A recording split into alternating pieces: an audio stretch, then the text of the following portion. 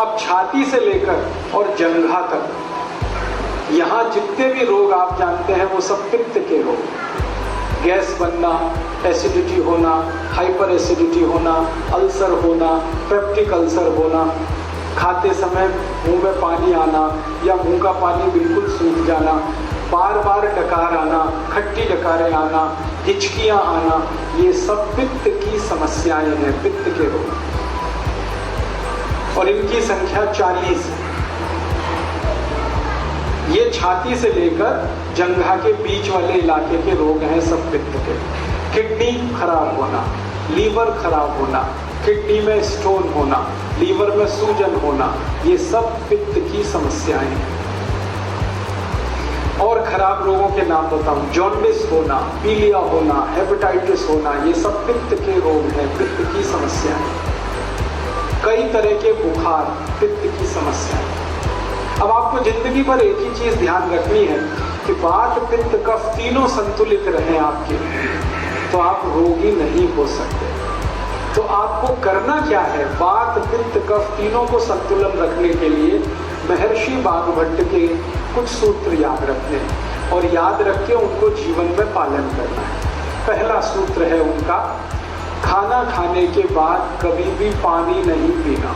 ये पहला सूत्र को उन्होंने लिखा है जिस तरह से वो मैं बताता हूँ। ये मैंने भाषांतर करके बोल दिया आपको, खाना खाने के बाद पानी नहीं पीना। महर्षि वाग्भट ने ऐसे नहीं लिखा, उन्होंने लिखा है भोजनांते विषम वारी, ऐसे लिखा। भोजनांते माने भोजन अंते, भोजन अंते माने भोजन के अंत में, विषम, विषम माने विष के जैसा, वारी, वारी माने पानी, भोजन के अंत में पानी विष के जैसा है, ये है सूत्र। मतलब भोजन के अंत में पानी ना पिए, मैंने सरल कर दिया उसको। अब क्यों ना पिए? कारण उसका एक है कि हम जब खाना खाते हैं, खाना सारा पेट में इकट्ठा होता है, एक स्थान है उसको जठर कहते हैं। जठर स्थान पे खाना जब आता है तो अपन अपने आप अग्नि जलती है, उसको जठर अग्नि कहते हैं। खाना खाते ही पेट में अग्नि है, वो जठर अग्नि है। अग्नि जलती है तो खाना पचता है, अग्नि नहीं जलती तो खाना नहीं पचता। तो आपने खाना खा लिया, पेट में अग्नि जली, अग्नि ने जैसे ही जलना शुरू किया आपने पानी पी लिया और खूब ठंडा पानी पी लिया, चिल्ड वाटर, फिर इससे निकाल के बोतल में ढक दिया। अब क्या होगा? अग्नि बुझ गई, अग्नि बुझ गई तो खाना नहीं बचेगा, तो खाना सड़ेगा और सड़ा हुआ खाना 103 बीमारियां पैदा करेगा। सबसे ज्यादा बीमारियां इसी में आती, इसलिए वाग्भट जी ने पहला सूत्र ये लिखा, भोजनांते विषम वारी, खाने के बाद पानी नहीं पीना। दूसरा नियम है, पानी जब भी पिए घूंट भर के पिए, सिप करके पिए। जैसे चाय पीते हैं, जैसे कॉफी पीते हैं, गर्म दूध पीते हैं, ऐसे पानी पिए। ऐसे कभी भी पानी ना पिए, गिलास लगाया और लगातार पिया, ये गलत तरीका है। पानी पीने का तरीका है, एक घूंट पिया, थोड़ी देर रुकें, एक घूंट पिया, फिर रुकें, फिर पिया, फिर रुकें, फिर ऐसे पानी पिए। इसका क्या लाभ है? मुंह में आप जानते हैं लार बनती है, ये लार जो है ना पेट के तेजाब को शांत रखती है।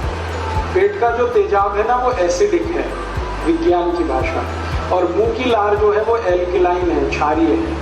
तो ये क्षार है, यहाँ अम्ल है, अम्ल और क्षार मिले तो एक दूसरे को न्यूट्रल करते हैं। तो मुंह की लार बार बार पेट में जाए ताकि पेट का तेजाब शांत रहे, इसके लिए कहा गया घूंट घूंट पानी पिए, थोड़ा थोड़ा करके पानी पिए। ठीक है। आयुर्वेद में कहा जाता है कि जिनके पेट का अम्ल शांत रहता है, तेजाब शांत रहती है, उनको जिंदगी में रोग नहीं आते कभी।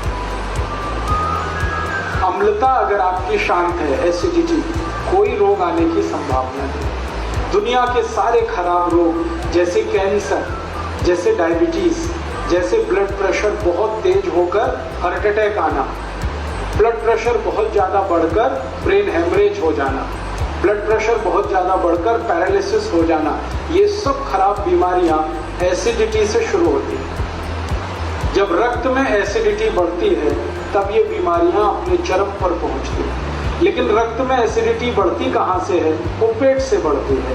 पेट में एसिडिटी कब बढ़ेगी?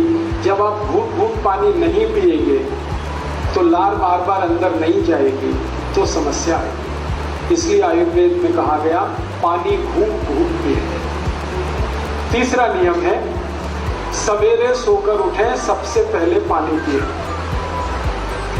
वहां स्वामी जी का आपने सुना होगा व्याख्यान, तो ऊषा पान की बात वो करते हैं। ऊषा पान का मतलब यही है उठते ही पानी पीना। हालांकि ऊषा पान का सही अर्थ है सवेरे 4:30 बजे उठकर पानी पीना, क्योंकि ऊषा का वही समय है। अब दिल्ली वासियों के लिए मैं ये नहीं कह सकता कि वो सवेरे 4:30 बजे उठें, क्योंकि उनका 4:30 बजे उठना तब संभव है जब रात को 8 बजे सो जाए।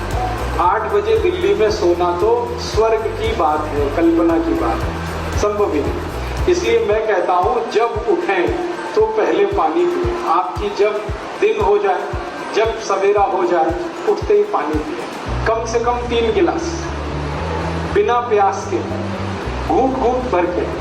कोई कहेगा हमें प्यास नहीं लगती तो भी पीना ही है, ये घूंट घूंट भर के।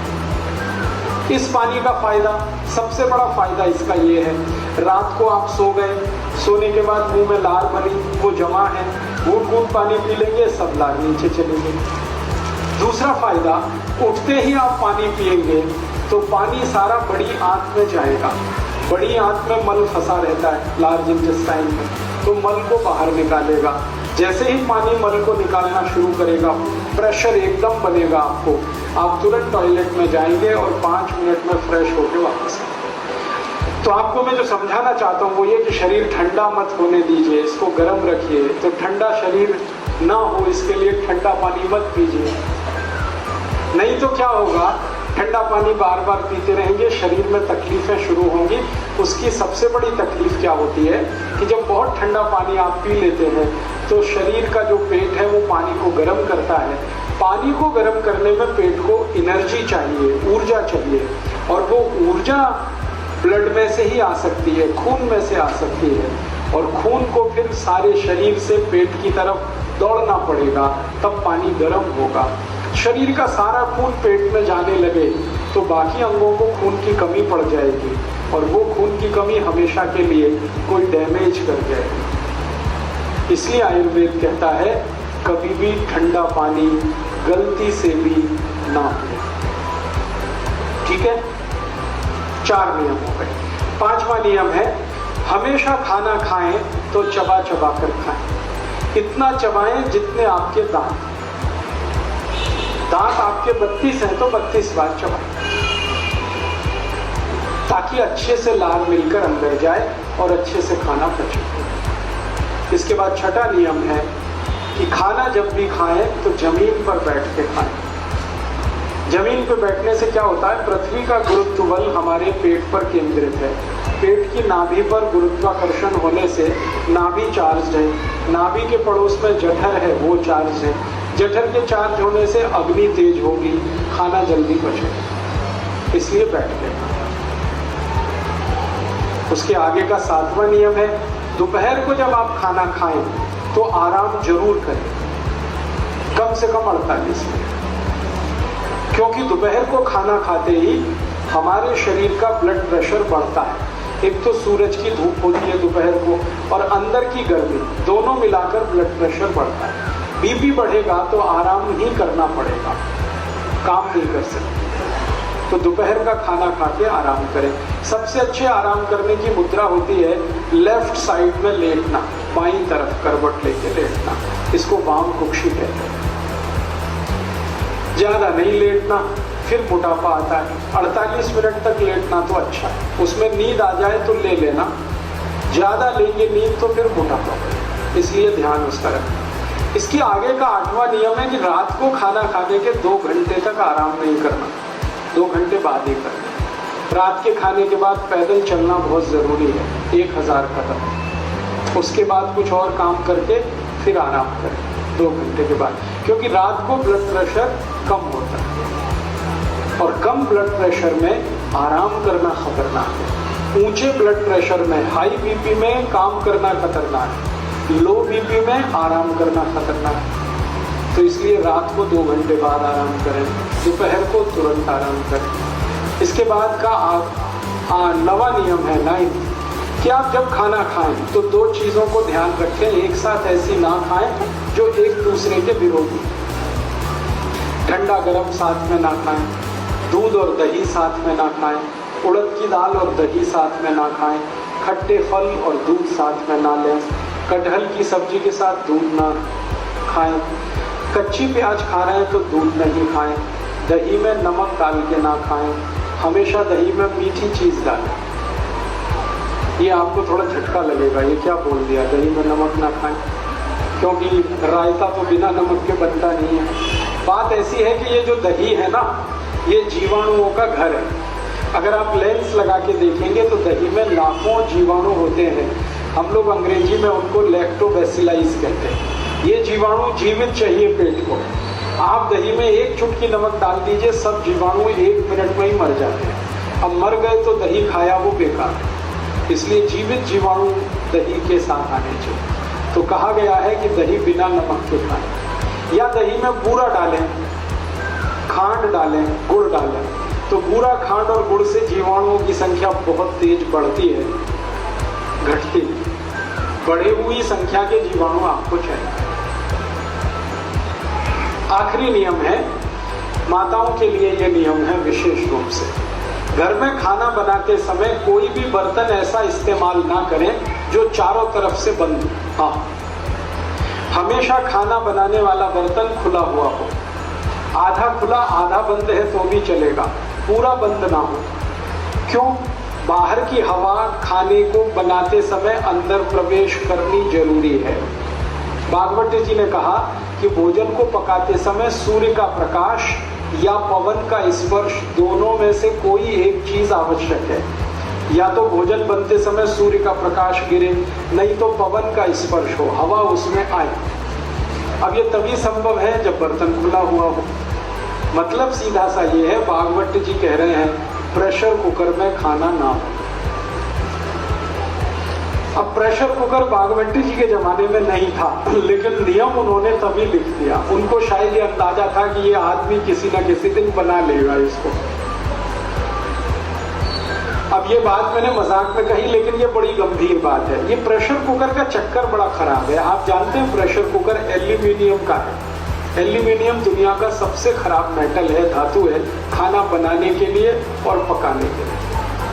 मैंने एक सर्वे किया था आज से 10 साल पहले कि गरीबों को सबसे ज्यादा अस्थमा, दमा और टीबी क्यों होती है गरीबों को। उस सर्वे का रिजल्ट आया कि सारे गरीब लोग एल्यूमिनियम के बर्तन में खाना बनाते हैं और खाते हैं, यही उनके दमा और अस्थमा का कारण और टीबी का कारण। अगर आप स्वास्थ्य समस्याओं के लिए परामर्श करना चाहते हैं तो आयुर्वेद के एक्सपर्ट डॉक्टर से कंसल्ट करें, मात्र 51 रुपए में। स्क्रीन पे दिए गए स्कैन कोड से ऑनलाइन भुगतान करें